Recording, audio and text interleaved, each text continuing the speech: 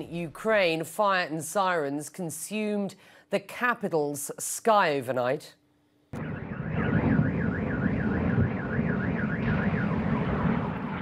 Debris rained down during a massive attack on Kyiv of a magnitude not seen in months.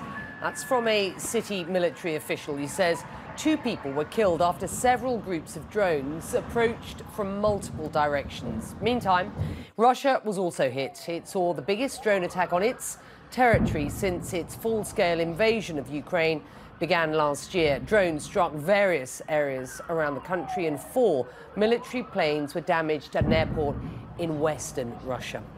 We are, of course, following all of this on the ground for you. CNN's Melissa Bell is live in Zaporizhzhia. From your perspective, what are the key takeaways as we report this news? Melissa.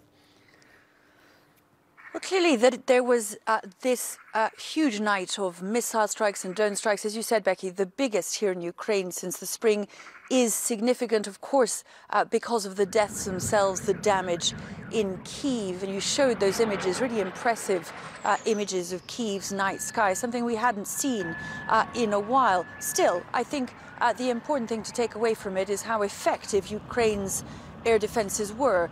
There were 28 missiles launched and 16 Shahed drones.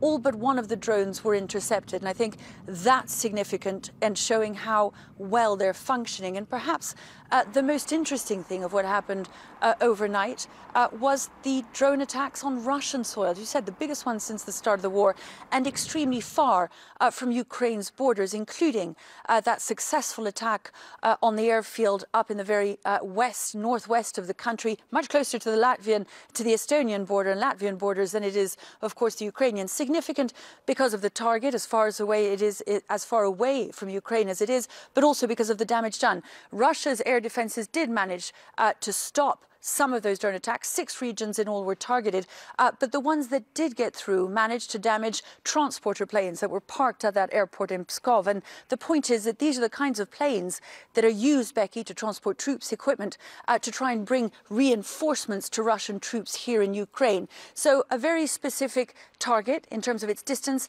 and in terms of the nature of what was struck. And this goes to the heart of Ukraine's strategy.